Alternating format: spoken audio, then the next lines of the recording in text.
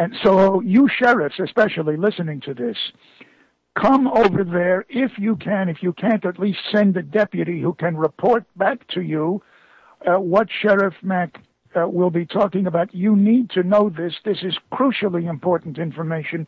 You sheriffs need to know this.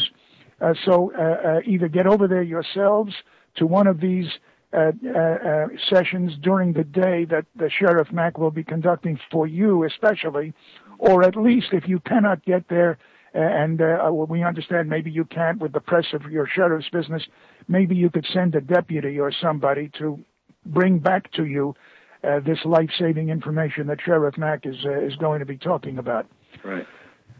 All right. So have we again, Alan? If you can't make it there, make sure you get the books off my website. You can get any of them there. I've got several. This is the hottest one, though. The County Sheriff, America's Last Hope. Just go to sheriffmack.com, and Mack is M-A-C-K. Just like the truck. Yes. All right, ladies and gentlemen, we're going to take another break here. We're going to do some more business and for just a few more moments, and then we're going to come back to Sheriff Mack. I want to ask him one more thing. I want to ask him about the explosion or the apparent explosion of incidents, unfortunate incidents that the police are having in confrontation with citizens lately. Sheriff Mack mentioned the use of nightsticks and tasers and so on. And I want to get his take on what this is all about. There seems to be an epidemic of these incidents across the country. We'll ask him about that in just a few moments. Sheriff Richard Mack, is it our imagination, or is there an epidemic of dangerous confrontations lately sweeping across the country in which local police are violating the rights of Americans? What's your take on that? I really believe that it's a lack of fundamental attention to the police attitude, how we're trained in the academies, this them against us mentality that they kind of teach at the academies, and then the chiefs and sheriffs in this country need to take more responsibility for the attitude that's out there.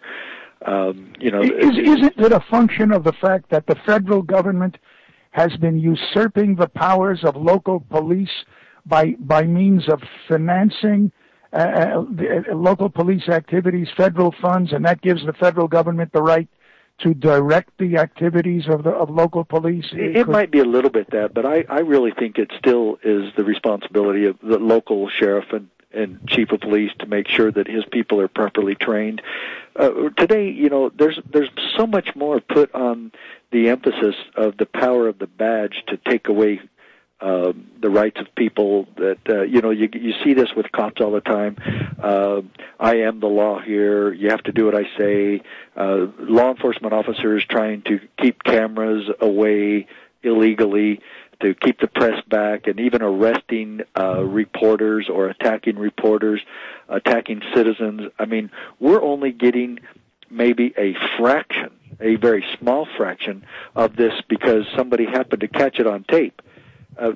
We detect only about 10 to 15% of all crime in this country, and that includes that cops are committing.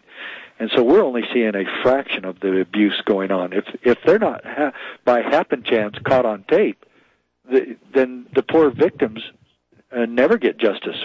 We only get the Rodney King stuff and others that have come out because somebody got caught on tape.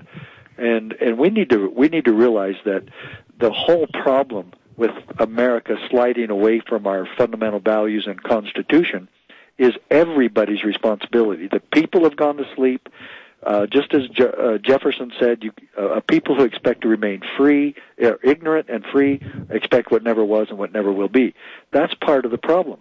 And yet we need leaders in the law enforcement community, especially sheriffs, for God's sakes, that are the ultimate protector of the people, to take the job a little bit more seriously and make sure the people they hire do the same.